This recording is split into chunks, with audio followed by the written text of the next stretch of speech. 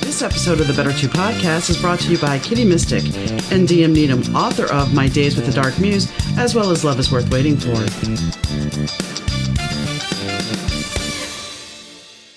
Hi, gang. Donna here. Thanks for tuning in to the Better 2 podcast. Today's guest is blind blogger Maxwell Ivey. Max has been blind since the age of 5. He can see light perception, so he's legally blind, but technically he is blind. And having a husband that I had, and we talk about this on the podcast, my husband was legally blind as well. So I'm not going to say I know exactly what it's like for him, but I do know some of the struggles. And we don't necessarily focus on that because he has something a little bit more interesting than that. And it was the fact that his family, he grew up with a family that had a long history in the carnival industry. So we talk about that as well. So I hope you enjoy the show. Hi, Max. How are you doing today? I'm doing good. Donna, how are you doing? I'm doing good. I am staying warm. I did not go outside because it's cold up here where I'm at, and I choose to stay inside. Even though it's sunny, it's misleading. Yes, I can only imagine. It seems like in the last week or so, I've been on 3 or 4 podcasts, and every single one of them has been digging out from snow. We got very lucky. Normally we would have more snow than we did. Since I've lived here for 20 something years, almost 30, we've had snow usually as early as October. This year, we didn't really have our first significant snowfall until January. So we are really at a detriment. We had some snow in December, but not much. But that being said, 2 days ago, it was negative 16. So where do you live exactly? I live outside of Chicago. And I mean, we had a warm December. Normally by then we've had really cold weather, but January is usually when we get the super negative 16s or whatever. And this isn't the worst. I think a couple of years ago, we had like negative 25 with a wind chill of negative 40. So yeah, I remember that year. Y'all were some great free entertainment because all the news stories that we were getting from Chicago and Minneapolis were of people, turning hot water into snow. And, it was just some really, like I say, really bad free television. But it was fun for us because we were only in the 30s or 40s, Yeah. I mean, I have a friend in Michigan who I told her where we're at, and she lives in northern Michigan, and she's like, you were colder than we are. I'm like, okay. But so it happens. And I mean, I grew up in Louisiana, so I'm used to the warmer winters, but yeah. I like it up here because during the summer, it's too damn hot down south. So that is so true. And here in Houston, it's not only hot, it's very humid. Well, growing up in New Orleans, oh yeah, I know all about it. Let me curl my hair so I walk out the door and it goes straight as soon as the humidity hits it. So I am more than aware of that. And then let it rain for like 5 minutes, and then it's going to be a nice cooling rain. No, it's going to rain for 5 minutes. You're going to drive a block away and it's going to be dry bone because it's all gone already because it's so damn hot. Anyway, we didn't come here to talk about that. So you used to be a carny. Yeah, my family has owned carnivals for 3 generations now. And actually it's 5 because my cousin is still in the business. And his kids and grandkids are also in the business. However, it's taken a bit of a hit over the last couple of years due to COVID and social distancing, and now even supply chain issues, having to get some supplies for the games and concession booths. So it's had it a little rough. But my grandfather started our family's first carnival in the 50s. And at one time, there were 4 different carnivals operated in the state of Texas that were part of the Wagner Ivey family. Wow. And I grew up in that business and was lucky enough to get to work alongside my family, even though from an early age, I knew I was going to lose most, if not all of my vision to retinitis pigmentosa or RP. And I started losing my vision gradually when I was 4 or 5 years old. Was legally blind and had to start using a white cane and start learning to read Braille when I was in junior high school.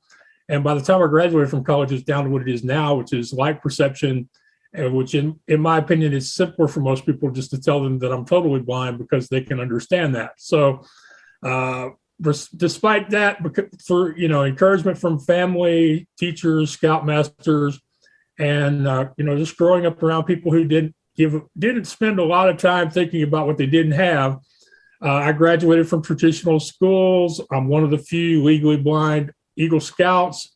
Wow. And I worked alongside the family in the carnival business for over 15 years before my dad's death caused us to go out of business. And then after that, I started a website to help people sell surplus rides and games.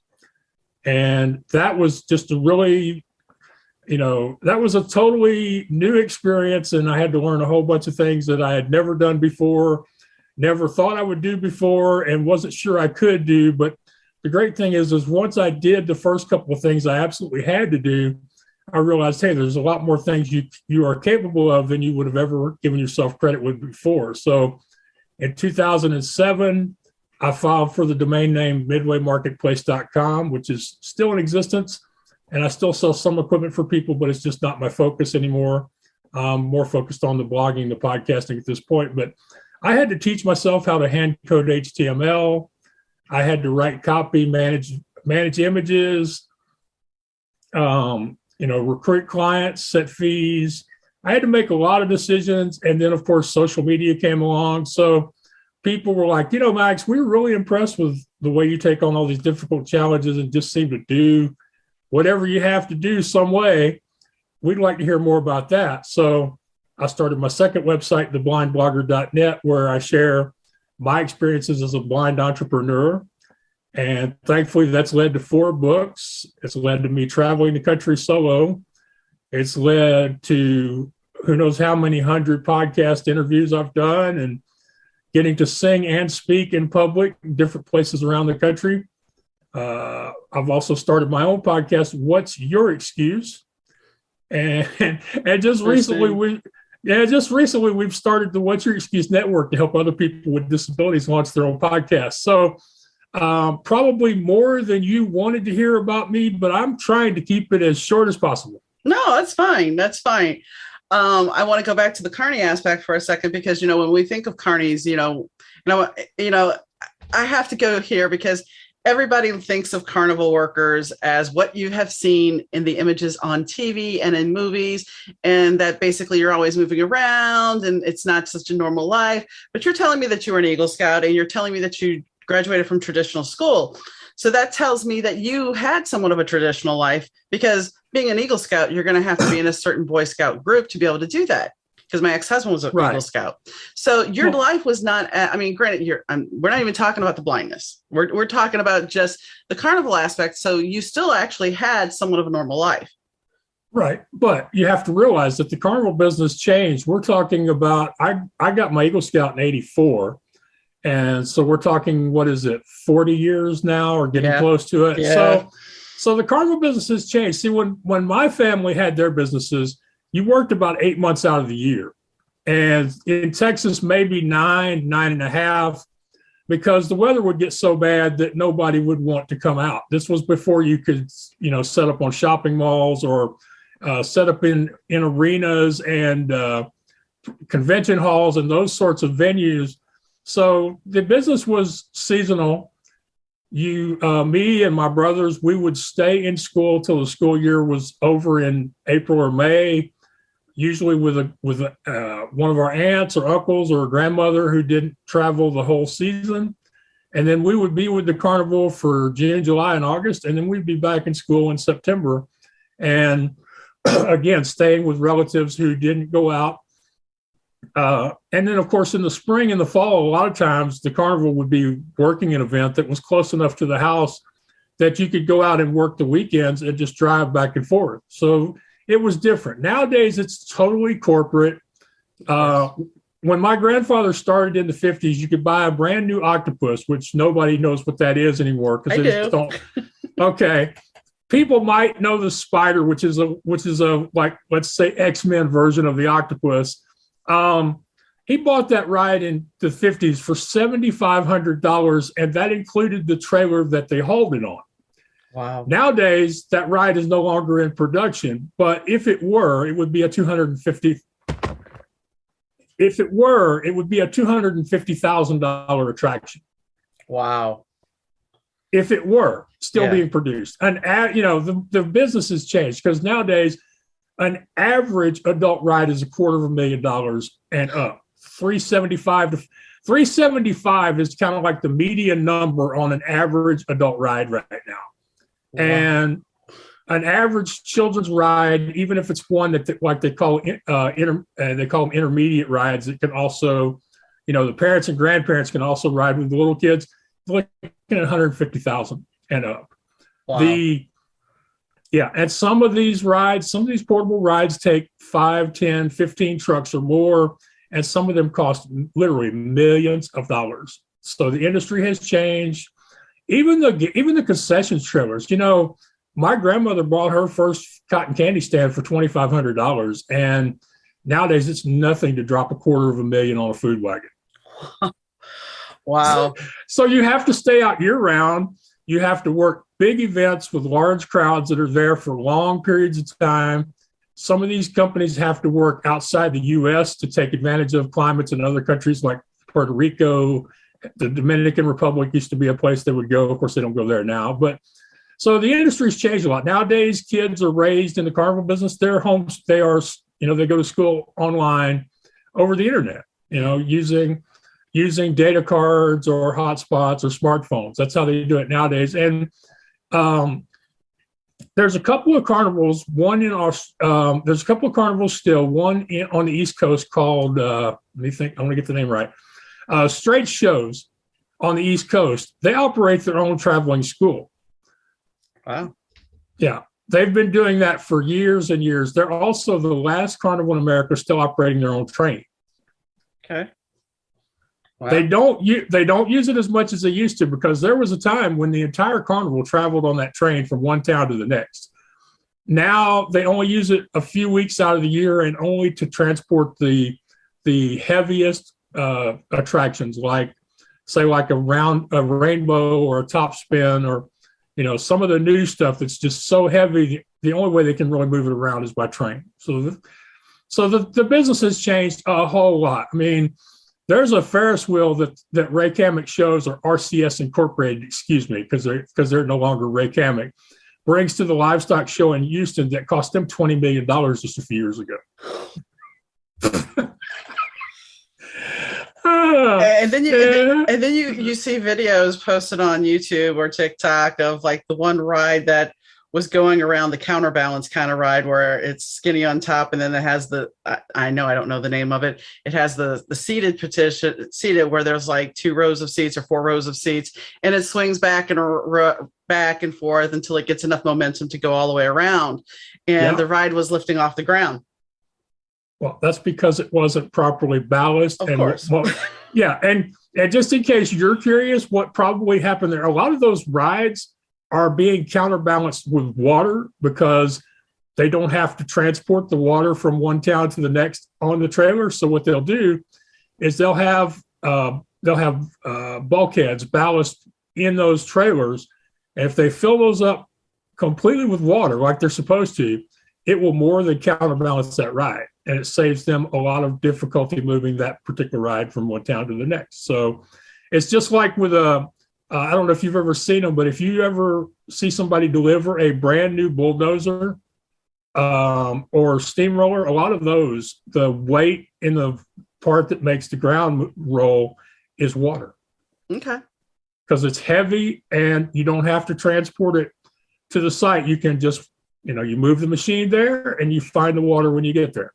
Yeah, which makes sense. So things have changed a lot. In my grandfather's day, 8 or 9 rides was a big carnival. In my family's day, 25, 30 rides was considered a big carnival. Nowadays, I know of at least 10 shows that are traveling with 50 rides or more. Wow.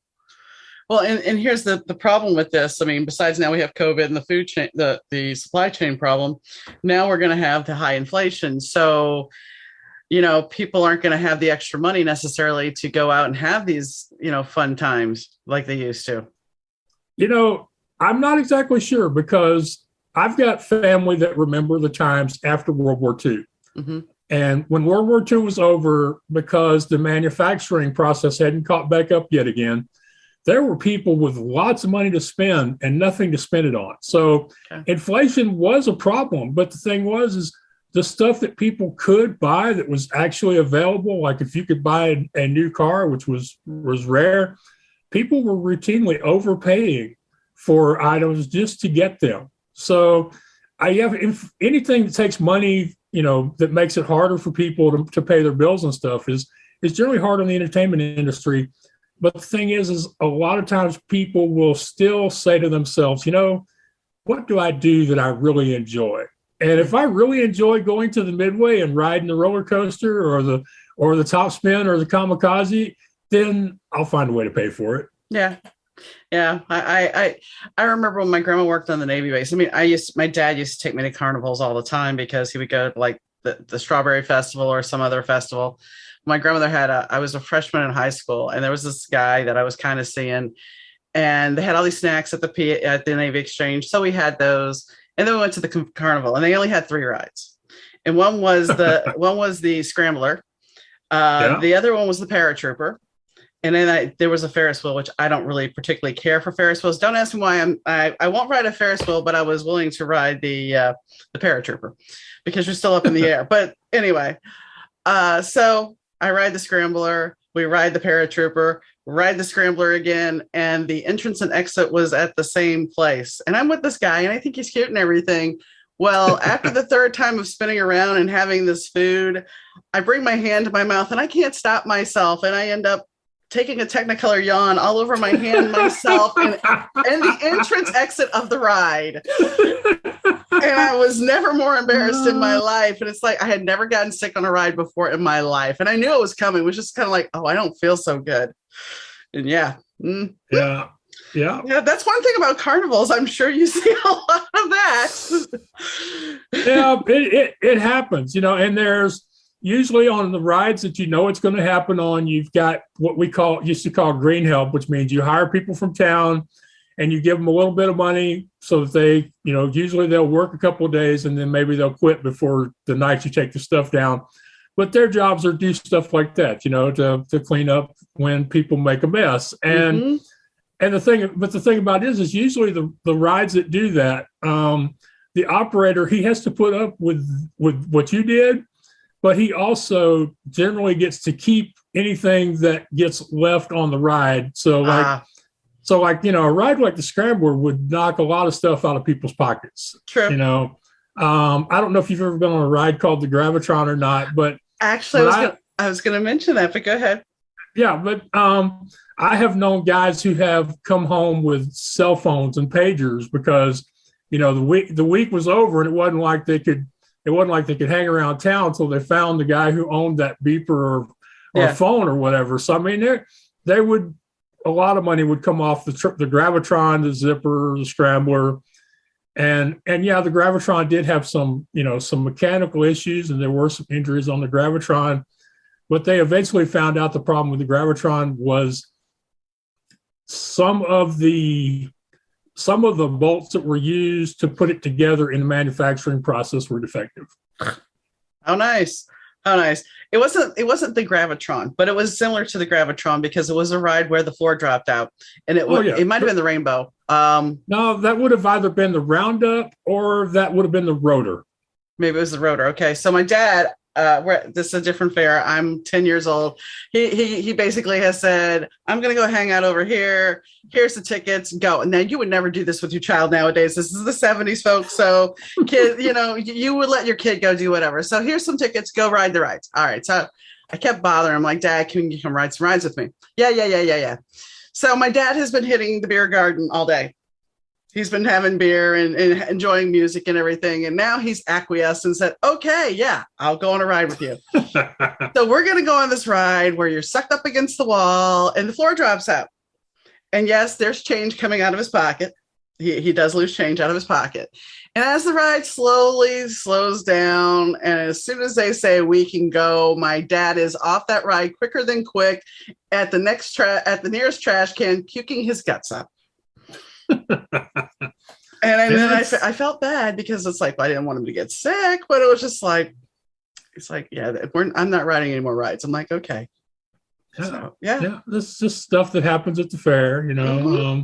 Lasting memories, lasting fun childhood memories. Yeah. And we would do that 40 weeks out of the year.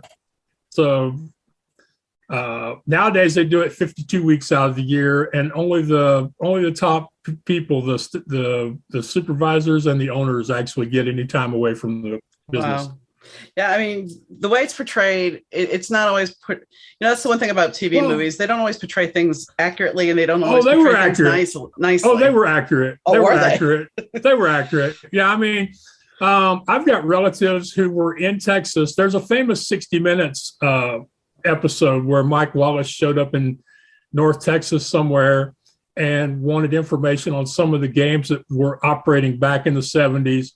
And one of my relatives actually dropped the awnings in his face and told him to get off their midway. So, I mean, so stuff like that happened, and it still happens occasionally. It's one of the downsides to the cost of the equipment is somebody has to pay for that equipment. So, there are some people who are just tempted by the need for the extra income. And so even on big midways, sometimes you will still see some games where you're like, man, why are they still doing that? So, and generally the smaller the midway, the more likely it is that the stuff you've seen on TV is either accurate or was accurate. Okay. Well, I wasn't meaning so much about shady games. I was just meaning they paint carnival people to be not so pleasant. Maybe that's the better way to put it. Well, there used to, for a long time, there was generally antagonism between the carnival people and the townspeople. So there's probably some justification for some of those portrayals. I know that with my family, we always went out of our way to be nice to the locals, to deal fairly with the committee organizers. And more often than not, we would leave an event the year after a larger carnival had decided not to come back, and we would play it with our 8-9 rides, and they would end up with more money from us than they did the year before. And of course, the reason for that was when my dad said, we're going to give you 25% of what we take in. That's what he actually did instead of 25% of 25%, so but there's always been some animosity. And in some places, even now, it's not a good idea to leave the carnival location during the week if you don't have to. Understand. Understand. So, but I learned a lot of important lessons from my dad over the years, and the most important thing I learned from being in the carnival business is that you're never going to have all the time, money, or other resources that you want to have. So you just have to find a way. You have to come up with a creative solution, because in the carnival business, the only thing that matters is, can you get open by Thursday or Friday night, and can they ride the Ferris wheel and buy a funnel cake? Okay. And the visiting public could care less if you had a truck breakdown, or if your generator quit, or if somebody in the family is sick. So since you grow up in that atmosphere after years and years of, well, there has to be a way, we just have to find that way, we just have to get through this week, and we'll worry about next week. It really does, build up that mindset. It builds up those muscles to where, one, you can think about creative solutions, but the other thing is you just decide, okay, we're going to find a way. There has to be a way. We may not like the way, but we'll get there somehow, and when I combine that with the fact that for a lot of people who have experienced vision loss or some other disability, also have to learn to be creative, you put those together with a positive mindset and a goal of first wanting to start the website to help people sell their used rides, and now to encourage people and build a business around creating content. It makes me pretty successful, Mm-hmm. It does. And, I was going to pivot to talking about your vision condition. I mean, was it something that ran in your family, or were you the only one that had this condition? Well, we can find no evidence of anybody in my family ever having it, but retinitis pigmentosa, or RP, can skip generations, and it can show itself in different degrees in different generations. So it could be that people in my family had it, but chalked it up to old age or to some other cause for their vision getting weaker. And since people weren't even tested for it until the late 60s, early 70s, there's just no way to know. Right. I mean, we were talking a little bit off camera, and my friends know this. So, I mean, people that are that don't know me. I mean, my husband, he was a type 1 diabetic. So he got diabetes and he did really well and he lost the weight. This is before I met him. And then somebody told him, hey, I know how you can trick the system. And I'm not going to go into detail because I don't want to give anybody else advice on how to be a bad diabetic. I mean, he was proud to say he was bad diabetic at a certain point. He's like, I'm the poster boy for a bad diabetic. I got neuropathy. I got a heart condition. He had kidney failure. And he ended up losing his vision. He ended up getting first, it was weird because we went to a doctor, and because you're not, you have the eye issue. We went to the doctor, and this one doctor kept saying, well, you have herpes of the eye. And so, but the test kept coming back negative. And so they're like, well, what we want to do is we want to go in there, for lack of a better way to put it, I don't know the technical term. We want to go in and either burn the cornea off, burn that off, or we want to button tuft it. Go in there and so we're like, let's go to a different doctor. So we went to a different doctor, and first thing she says to him is, well, you have diabetic retinopathy. You're not making tears. So let's cauterize. We'll put some tear plugs in and we'll go there first. Well, during this, he ends up with a stroke in his eye. So he loses vision in his left eye. And then his other vision, he starts getting a cataract because he had retina reattachment. He had 3 retina reattachments. And that's always a fun thing. By this point, I am with him. I am his wife. And the retina reattachment was a whole thing. But so no one tells anybody that when you have a retina reattachment, you're going to get a cataract. So slowly his vision's decreasing. They've done laser, of course, because of the diabetes and the bleeding vessels. So he goes in we bought this house that I'm in. We bought this house. He never really even saw it. His dad and I bought it. He was there, but he didn't really see it because he couldn't. So they go in and they take they go in. This is like 2-3 years later after we bought the house. They go in, they replace, they do the cataract surgery, replace the lens. And he comes home like the day after and he's like, oh my gosh, I can see the house. So like for 6 months, he had great vision. He got to see things, but slowly but surely the vision started decreasing. And this is what I'm going to say, because I know you've been through this, I'm sure. As a seeing person, we don't think about it because we live out in the country. So there would be times when we were driving back from dialysis. And when he could see, it was great. When he couldn't, I would make the mistake and go, wow, look at that sunset.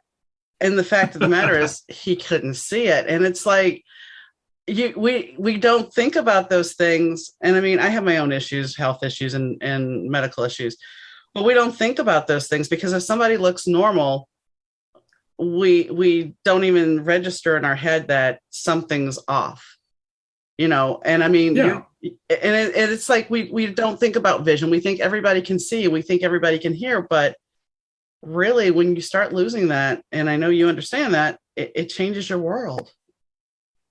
Yeah. And, you talk about looking normal.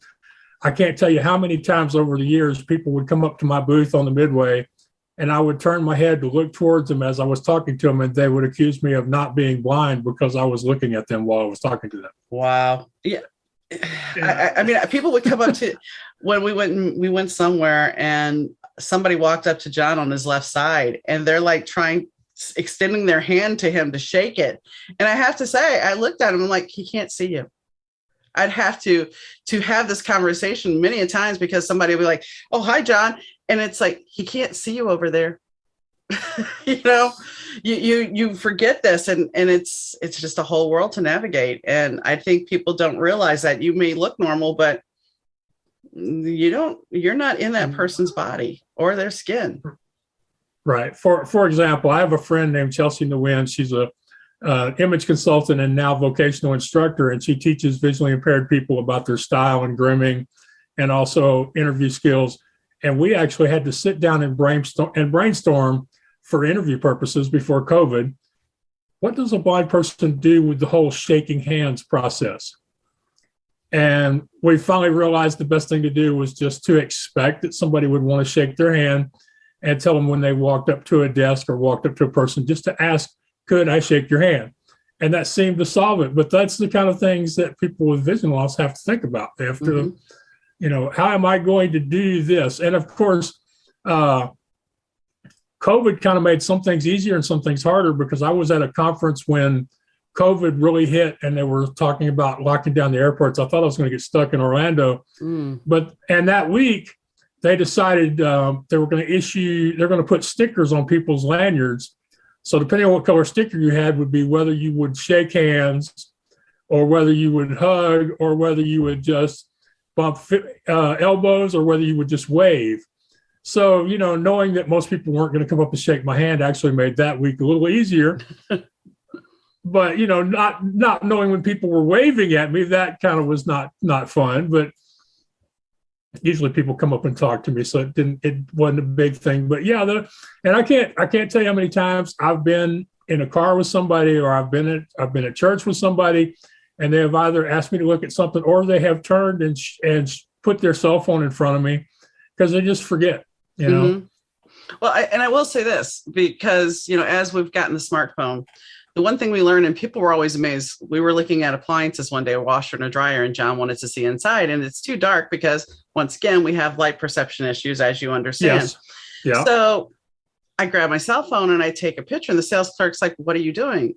And I'm like, "Just watch." So I took a picture, and then I blew it up, and John could see it. And the guy's like, "Wow, that's really smart." I'm like, that's life. That's, instead of having the extra equipment that you used to have to buy for seeing things, he was able to use his phone or my phone to be able to do this. When we would get phones, there would always be the bigger size phones, and same thing with a tablet. It's like he didn't end up with a tiny tablet. We made sure we had a big tablet for him. And I mean, he was fortunate enough to have vision, and he never completely lost it. But like my grandmother, as she got older, when she came up here to live after Katrina, she could barely see the E. And her vision was so bad, but she had never said anything about it. So I knew she liked wrestling. I knew she loved wrestling. So we had an Xbox, and I ordered a game, and it was a wrestling game. I've never played it since. But I'm playing this wrestling game, and she's thinking she's watching a real wrestling match. John comes in the living room, and she's like, "Oh, sit down. This is a really good match. It's a great match. You have to watch it." I'm like, okay. As long as she's enjoying it, that's all that matters. So she got, you do what you got to do. Yeah. Yeah. And especially when you're dealing with somebody older who's either losing vision or has never accepted their vision loss, a lot of times that's really what it comes down, is finding something that makes them feel the same way they would have felt 10 or 20 or 30 years ago. So I think what you did was a great solution. And it was cool that, the video game was out, and I'm glad it was, whichever one it was, I'm glad it was one that was easy for you to play, because a lot of those games are just, my brother has forced me to listen to a lot of video game reviews, and it seems like a lot of those games are just horrible to play. So at least you had a good one, It was Xbox, so it's a lot simpler than they are now. And I mean, I'll be honest, most of my game playing now, even though I do like some race card games, I stick to the Lego games. They're easy, simple, and they're funny. Otherwise, I've tried playing Tomb Raider, one of the newer Tomb Raider games, and the fact that you could actually visually see all the blood and you could hear a dog ripping somebody up, no, that's not, I don't consider that fun. I call that, for me, that's anxiety. So yeah. Mm-mm. Yeah. And there is a whole generation now of visually impaired and even blind gamers. Really? And yeah, and I'm not one of them, because I basically have not picked up a video game of any kind since Asteroids was the big seller. So that's like 40 years ago. Yeah. So if I have to go to an arcade, I try to find the skee ball machine or the mini bowling. You would have loved my job in 1986. I started out as a birthday hostess and moved my way up to an assistant manager at Chuck E. Cheese back when Chuck E. Cheese was cool still, because you had the video games. Besides skee-ball, you actually had all the video games. So yeah. And a lot of those video games have been replaced with redemption games and prize games, and there's not a whole lot of real arcade games left in the arcade anymore from what I've. Because at one time, me and my brother were thinking of opening an arcade, so we actually did a lot of research into it. But yeah, that's what that's what's real. I'm working. Someday I'm going to write a blog post about games and toys, because when you're growing up and you're losing your vision, a lot of times it's okay. You got this. What's supposed to be a great new game. Now, will I be able to play it? Yeah. So. My two favorite games from when I was younger were Othello and Simon, because I could play both of those, and Othello was better than Simon because other people like to play Othello, and it was one of those games you could basically put in your jeans pocket if you weren't wearing really tight jeans. So you could carry it pretty much anywhere. It had the magnetic display and it folded out, and the pieces all went inside the box. So yeah. There's a guy named Tom Sullivan. He's a famous entertainer, talk show host, documentary filmmaker who happens to be blind. And his first autobiography wrote the lines. He said the three most beautiful words in the English language are "want to play." Because when he was growing up, nobody wanted to play with him in his neighborhood. Aw. Yeah, he finally had some new family move in when he was 6 or 7. So, but like I say, one of these days I want to write about games and toys. Othello was a great game. My uncle gave me that, and I used to carry it around. And for me, the statement about nobody wants to play, I grew up an only child. So, I often joke, and I've talked about this on the podcast. One Christmas, my parents decided to give me one of these giant bags because I was staying at my grandparents' house that night. And they give me this outside the front door of my grandparents' house is this big chimney-shaped bag. And in this bag is about 20 board games. And I often joke, it's like you give as an only child board games. Yeah, okay. And I had Gnip Gnop. I'm pretty. Gnip Gnop was the 6 balls. You had to get the 3 balls over to the other side. So I'm playing Gnip Gnop by myself. Now, that's like playing Pong by yourself. Once again, very first video game system I had was a Sears Pong set where I had like 6 games or whatever. Yeah. We had that. You get creative and you start trying to play Pong by yourself, and then you just put it in a loop. And as an only child, games are kind of like, well, okay, Mm-hmm. Yeah. So I think blog post about games and everything would be interesting. I do.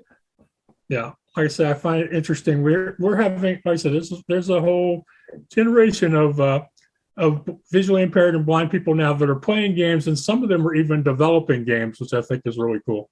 Nice. I think I think if you can embrace and grow, even though you have a disability, that's important. I mean, it is, because you're still functioning and you're still enjoying your life. While your life might not look identical to what my life looks like, you're still living fully and you're not falling for the woe is me situation. Yeah. Well, like I said, my family has never done the woe is me thing.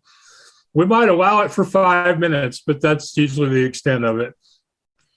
Well, and it's a pretty powerful place not to be. I mean, if you can get yourself out of that after a short amount of time and still be okay and carry on, and which obviously you've done most of your life, that's, I give you kudos, because it's not always so easy. Right. It isn't. And so that's why I like to share. I have this technique that I've used, and over the years I've done it so often that it's just become a natural thing I don't think about anymore. But I like to tell people that if they're wanting to be more positive, so to find the positive in their lives, they have to decide it's there and look for it until they find it. Just like if you lose the TV remote, it's in the house somewhere. And even if you have to tear the cushions off the couch to find it, eventually it's going to turn up. And then, if you're sitting there with a cold drink in one hand, your favorite show on the TV, yeah, you'll worry about cleaning up the mess later. So I tell people to find the positive. It really is that simple. You decide it's there, or you decide it's going to be there. So, getting up in the morning and saying that at least one good thing is going to come out of my day and expecting it to show up, usually it will. Either it'll be something obvious, or it'll be something that maybe wasn't a perfect example of a positive experience, but you can find some positives in it. And that's how, you do that often enough, it becomes a habit. And that's how, when you do things like selling a $250,000 carousel and not getting paid for it, you can find the positives of increased web traffic and new clients. Or, when you lose the boat, when you literally lose the boat on Lake Conroe on a scout fishing trip, you can find the positive in learning how to properly cast while you're standing on the boat, on the dock, waiting for the rest of them to come back with their fish. You build it up over time. And that's why I think one of the worst things that most experts do is they make things seem simple and make things seem like that if you start affirmations today, that affirmations will work for you tomorrow. Or if you start meditation today, meditation will work for you by the end of the week. And in most cases, it takes practice. It takes making something a habit to the point where it becomes part of your personality for it to really work when you need it to work. Right. And I mean, going back to the affirmations and the meditation, you also have to allot for that with everything that is positive, there is a negative. There is a shadow self to ourselves. So we have to be able to see that, navigate it, and deal with it. We can't just put our fingers in our ears and cover our eyes at the same time saying la la la. It's yes, you can. It just doesn't work very well, often. It goes back. I've talked about this before. There was an insurance claim on my desk where I asked the lady, I said, how did you avoid the accident? Because the car was coming at him. Her answer on a recorded statement was, well, when my son gets scared, I tell him to cover his eyes. And count to 3. So I covered my eyes and counted to 3. And I'm sitting there going, you did, and I can't say anything to her, but I'm thinking to myself, wow, you instead of turning the wheel, you covered your eyes and counted to 3. But I'm just sitting there, oh, no, okay. And I'm thinking, You're insane, lady. What the heck? I mean, she could have gotten into a serious accident, but take my hands off the wheel. It doesn't matter. Really? There are people like that. And, going back to affirmations, one of the things that I tell people to start with, and I mentioned this in my book, It's Not the Cookie, It's the Bag, about why affirmations don't work, is generally people will say several negative things about themselves before they stop themselves. And then they feel worse because they didn't say positive things to themselves. So I like to think of affirmations like a seesaw. So in the beginning, every time you say something negative, then you have to find something positive to say about yourself. And then as you do it, it becomes a habit. Then you can slow yourself down as saying those negative things about yourself or to yourself. And, eventually you get to the point where you stop yourself. And also eventually you'll get to the point where you can find more positive things to say about yourself than negative things. It never gets to the point where you never utter a bad word about yourself to yourself. But the healthier you can talk to yourself over time is, in my opinion, when affirmations work. Almost definitely, because you're not, I often have one of my best friends I have a conversation with, and I'll talk about wanting to do something. And then I'll give this laundry list afterwards of what something that'll keep me from doing it. And she goes, you've stopped yourself before you even started because you've overanalyzed everything. And it's like, well, I mean, we had this conversation this afternoon. So it's like, it's one of those things where it's like, you have to get out of your own way in your own head. And a lot of that stuff comes from the material that you were given when you were a kid, because, you would come in and say, hey, look, I got this great idea, Ma. Go away. You don't know what the heck you're talking about. Just go away. I mean, well, one thing I think that would really help would be if more of the people that are accomplishing things would share more about their fears and their worries and their mistakes and their setbacks than they do. I think the biggest myth going is that successful people either hide their difficult times or they stop talking about their difficult times. Agreed. So, maybe they aren't consciously making an effort to only share the good things, but they just, a really good example for me is last year I had John Lee Dumas on my podcast. I had him on my podcast by accident. I didn't try to book, the rock star that is JLD, but I said something on Twitter about how I would love to have him on my podcast, except for the fact that it doesn't sound to me like he's ever struggled or dealt with any kind of adversity. So he responded back. He said, how about a guy who was forced to go into combat and lost 4 of his brothers in arms in one day? And does that sound like somebody you'd like to have on your podcast? So I had to apologize very quickly and say, yes, you are, you have struggled. And then I found out about how nervous he used to get when he started doing his podcast. But those are things that you would have to dig deep into his website to find out. So that's what I mean. They stopped talking about these difficult times they've had. And I don't, for most of them, it's not something they do on purpose. It's just, they maybe get tired of talking about it, or they, are focused on saying other things because it's more beneficial to their business and their brand. So I think we really need to share the difficult times that we all have, and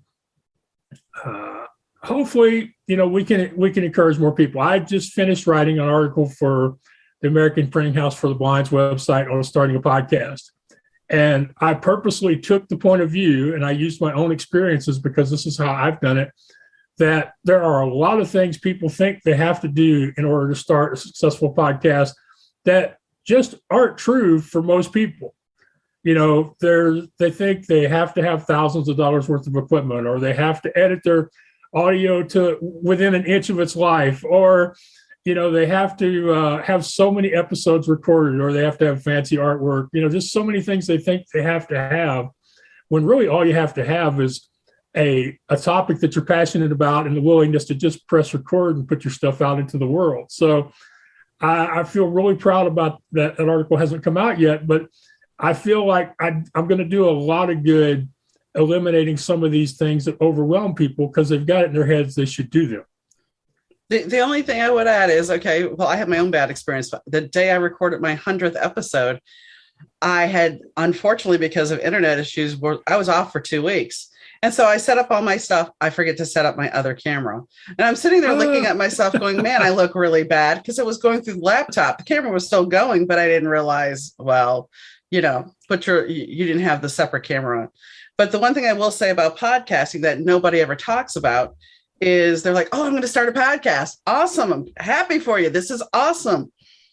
And then after they get to 6, 7 episodes, and this is statistical. Yes, it is. They just go, oh, it's too much work. I'm done. I think you're 104. I'm not positive, but it's like, you just keep going. You have to keep going, because otherwise, if you don't, then it's not a passion project. And if it's not a passion project, then yes, please, you shouldn't be doing this. But if you're passionate about the topic, if you're passionate about talking to people, which, that's the gift in itself about podcasting, is I've talked to people all over the world about things I would have never thought of talking to somebody about. Yeah. And that is a gift in itself. And most people don't see it that way. They look at it as like, okay, well, I'm going to go into podcasting. It's an easy way to make money. It's an easy way to get my name out there. And that's not the case. It's work. Right. But it is work. But I will stick to my opinion that a lot of people are quitting because they're doing work that they don't necessarily have to do. Possibly.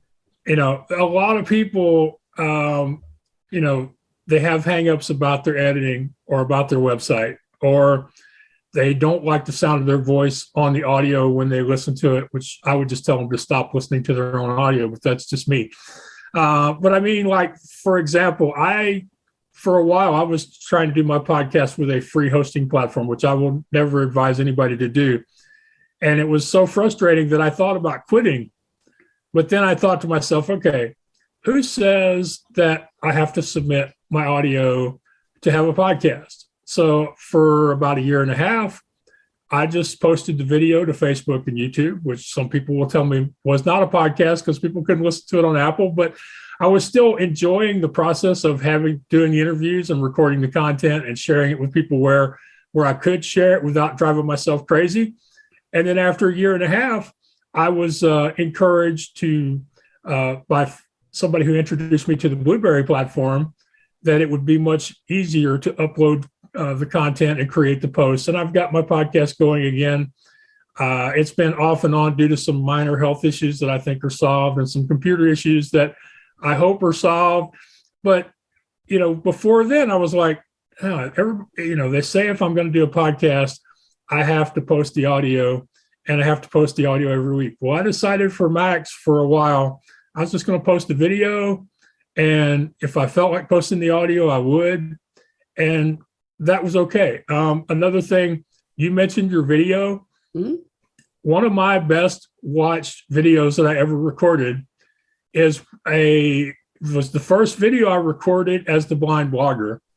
And if you watch the video, it looks like I'm sitting in a cave because I have retinitis pigmentosa, which means I only have light perception and I have very little peripheral vision. So if I don't look at where the light is supposed to be, I can't tell you for sure if it's on or off. So I recorded the episode without any light on, thought I'd done a great job, and posted it. And then I started reading the comments. And about a third of the comments were, Max, this is horrible. You look like you're a troll sitting in a cave somewhere in The Hobbit. You need to re-record it. But the other 2/3 of the people were like, Max, this is really a brilliant metaphor, that the blind guy is going to lead us out of the dark places by sharing his content with us. And so I left it up. It's still up. I recorded video for several months with the camera from my laptop, which for anybody that does video, that's a horrible angle. It's very distracting, but people were still watching those videos. I'm very happy, or at least my sighted friends now are happy that I have an external camera and I have an external light source. They're still after me to buy a professional microphone headset, but I keep telling them as long as this one's working, I'm not going to invest hundreds of dollars in a new microphone headset. If somebody wants to donate one. But I just think, the social media, the email list, the lead magnets, the creating courses, affiliate sales, all the things that people want to do around a podcast to make money from it. I think a lot of that does get overwhelming at some point. And I think that if a lot of people would just think, okay, I started this podcast because I enjoy crochet, or because I wanted to share my experience fighting cancer, or because I want to tell people how to be safe around the home. Just focus on that and continue to do that without worrying about all these other things. They'll keep going. That's where I come in. And the stat you were referring to is if somebody records 9 episodes, that puts them in the top 10% percentile of podcasters around the world. Mm-hmm. They said that there's roughly, I think it was 2 million podcasts that are out there. However, there's only I think between 250 to 500,000 that are actually active, because people just give up. Yeah. And I happen to be lucky enough. Even through the broken laptop and doing things from a tablet, I have the What's Your Excuse show. I'm helping my friend Emily Trepanier with Shredding for Gold, which is, she's a blind snowboarder that's chasing gold medal in the Paralympics and downhill snowboarding, which I think is one of the few activities I know of that makes Max sound sane. Mm-hmm. When people worry about Max traveling all over by himself and is he going to get back home or not, I'm like, I have friends that are crazier than I am. You do know this, So, helping her with her podcast and looking forward to at least one new show before the end of this month. I've got 3 or 4 in pre-production, I guess is the big kids phrase. So we're working at this network, the What's Your Excuse Network, to help other people. And one of the things that we're hoping will come out of it is we will build a community of podcasters, and that we will be able to support and encourage each other and keep each other going past 10 or 20 or 100 episodes. And if we've started getting people who want to have their shows syndicated on the platform. We're starting to get people creating new shows.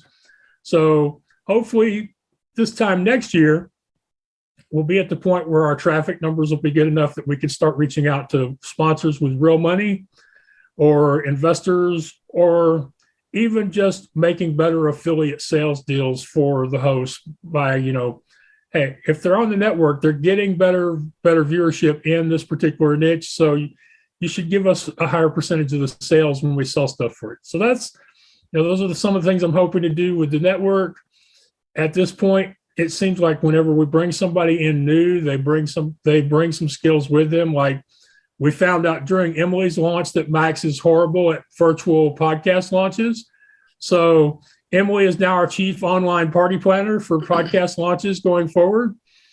And, I have a few friends who will do editing on a small basis if we need it done, starting to build more of a social media community. So it's a work in progress. And I really think that there's a lot of positive things that can come from it.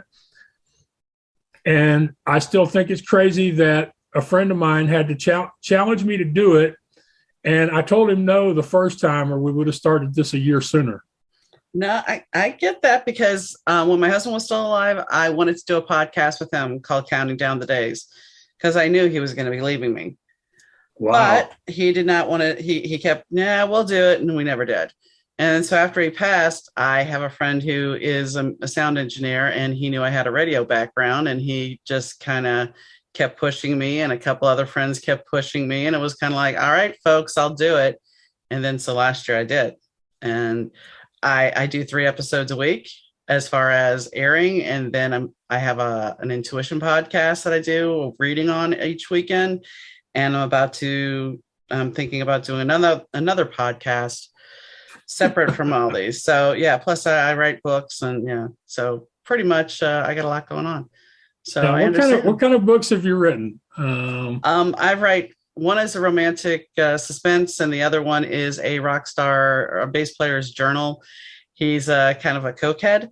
So it's kind of a wild ride of a book, and it's kind of a dark book, and a couple of guys who have read it, so they couldn't believe a girl wrote it. So yeah. Well, that's what you need to do. You need to re-release it under a guy's name. Oh, actually, I released it under DM Needham specifically so nobody would know. And I get emails sometimes saying, "Sir, would you like your book reviewed?" Like, go to my website and you'll see I'm not a sir. And then, yes, I thought about it after I went out there and released it. I'm like, great. So my initials are DM, so I'm a direct message. Lovely. Lovely. I didn't even think about that when I released it, but yeah. So I'm direct message Needham. Mm-hmm. Yeah. But yeah. Well, the thing is that can be a negative, or it could be something you work into a future book. It could be, that could become part of who you are as the voice in a future work. But the one thing about it is you don't have to encourage people to DM you. They will always DM you, even for stuff that you like. I mean, my favorite direct messages and emails have to do with women sending me pictures of themselves that I can't see. That's like my delete test. If you haven't figured out from my email address, which is justask@theblindblogger.net, if you can't figure out from my email address that I do not want to see naked pictures of you, then you do not want to be my friend. I have to say, okay, I didn't know guys got naked pictures. I know girls do. I have not gotten any. Not that I want any. I don't. I get these guys going, "Hi, beautiful." My favorite, and I've talked about this a couple of times because it's the most recent one. "Hi, beautiful. I would like you to be my sugar baby. I'll pay you weekly." And all I wrote back was, "Does this actually work?" And I decided to delete them. I'm like, don't even bother responding. Just delete them. So I blocked. There are a lot of women who still haven't got over being cared for by their daddy, who would be happy to be taken care of that way. I know that. And I mean, my mom used to joke that she was looking for a sugar daddy as a joke. I get that. That was the thing of the 70s, but it's just like, come on. I mean, that's like somebody just the first thing out of the gate. "Hi, beautiful." Really? Really? I'm not 20. I'm not going to fall for that. It probably does work for him occasionally. I would think so. But, it's the same thing. It depends on what his budget is. But it's the same thing with, you getting unsolicited pics of nudies and women getting unsolicited dick pics. Excuse me for saying it that way. But either way, nobody wants to see this. If you really are trying, I mean, am I supposed to look at this? I remember I had a friend, he's gone now, he's passed. And he was dating a stripper. And okay, there's a reason why I'm saying this. So he comes over to, I come back to town. I came back to Texas to visit, and he came over to my mother-in-law's house to visit. And he brings this photo album, this little hand-sized photo album. He's like, well, I wanted to show you my girlfriend. I'm like, okay. His girlfriend's nude in all these pictures, by the way.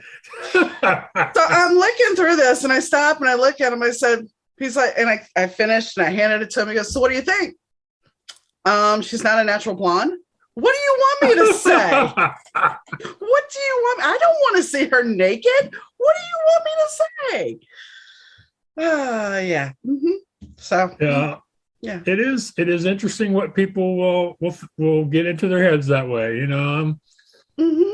Mm-hmm. So I guess on that note that we've digressed this far, I guess it's time to wrap up the podcast. So is there anything that we haven't discussed that you would like to add? The only thing that I think that we haven't really covered is that, I've done a lot of podcasts as a guest. I've been a host for 6 years. And so besides helping people launch podcasts, one of the things I love doing is helping people come to understand their story so they can tell their story more effectively, because that's how you get invited on a lot of podcasts, or that's how you get a lot of hosts to say yes when you reach out to them. So I love besides the podcasting stuff, I love helping people figure out their story and tell it so that, they can get on podcasts. And, that's what I've done most of the last few years to pay the bills, is teaching people how to be guests or booking them on podcasts. And the one thing I would tell people is whether you're pitching an agent or a publisher for a book, or you're pitching a podcast host or a journalist, the most important thing is that most people, there are very few people that will be exceptions to this. Most people do not buy you, your product, your service, your book, or your album. They buy your story. So, when you're that elevator pitch that scares the heck out of you, if you think about it as you're telling somebody your backstory or your origin story, you'll get better at it. But that's the only other thing. When it comes to being out here online, being a creative business owner, all comes down to being willing to tell your story openly and honestly. And if they don't like it, well, then the heck with it. That's why, I've said this to a couple of guests. When I started this podcast, the very first episode is me. It's all me. I'm talking about my mother's suicide. And the fact of the matter is, the reason I chose that topic and the reason I did it was because if I'm going to reach out to you guys and ask you to tell me your personal story, then I have to put myself in the hot seat. And that's the way. Very proud of you. That is a great example to set. But I still run into people who don't have that level of history to share, who are concerned that if they share it, they will potentially lose business or lose employment, or possibly not be invited to somebody's birthday party. Oh, I get it. I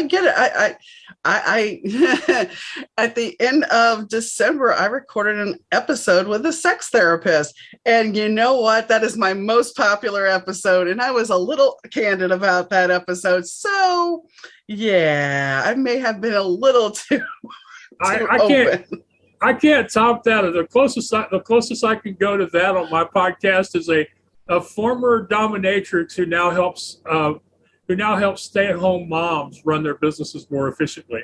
Okay. Well, I am going to have a dominatrix on an upcoming episode. So she doesn't help.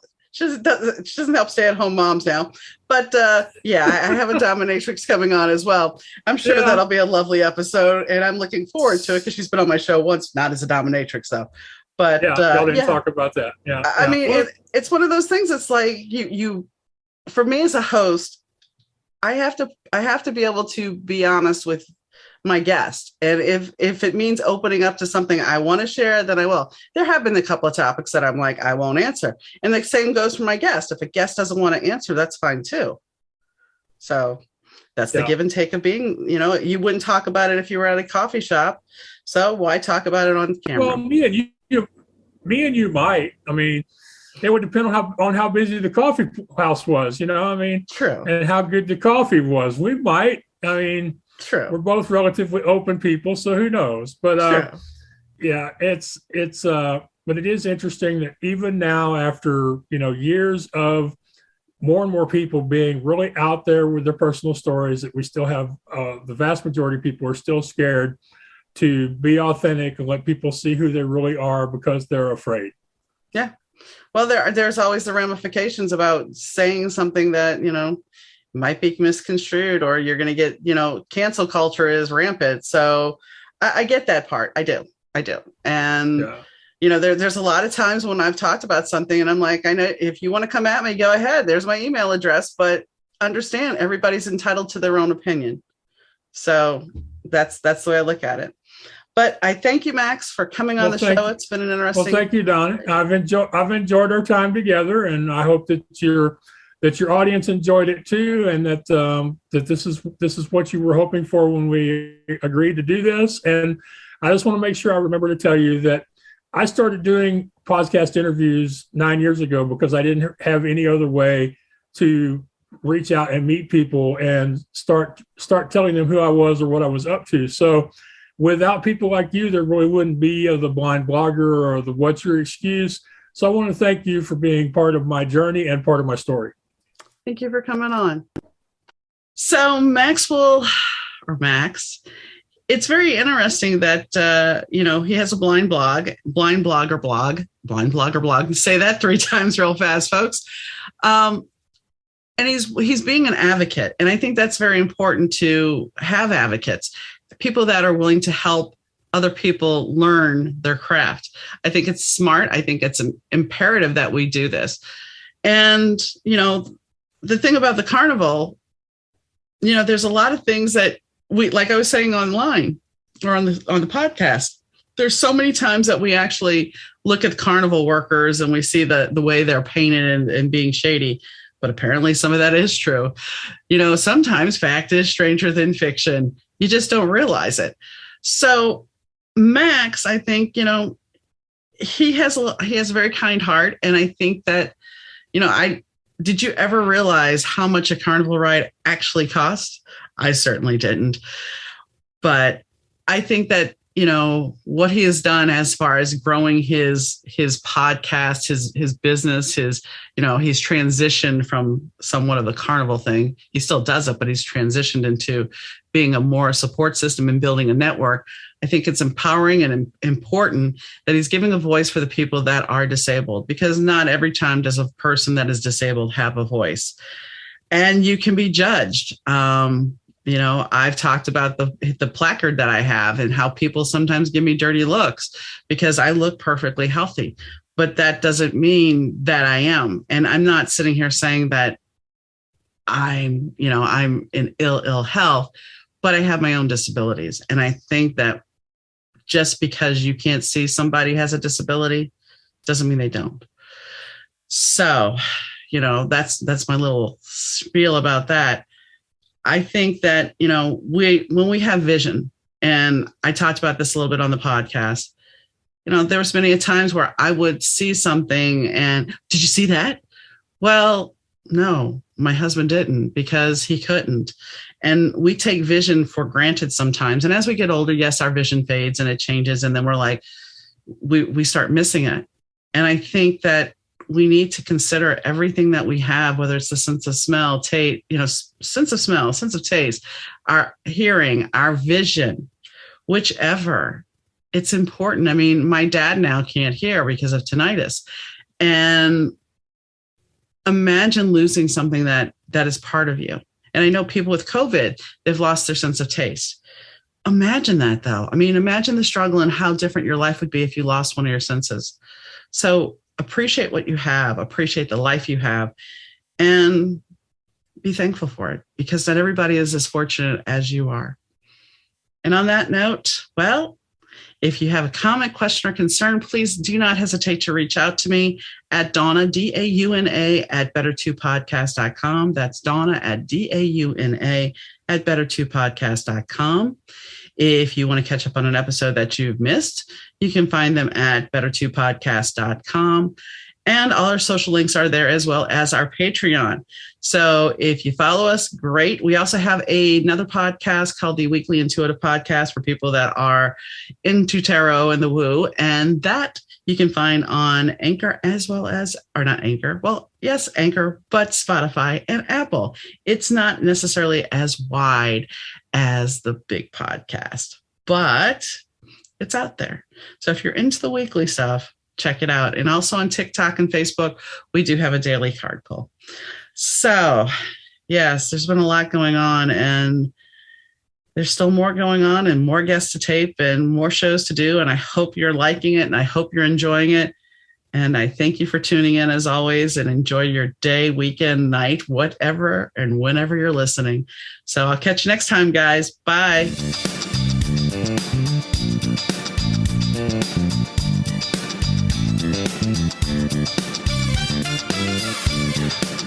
The Better 2 podcast is mixed, edited, and produced by Rich Zai of Third Ear Audio Productions.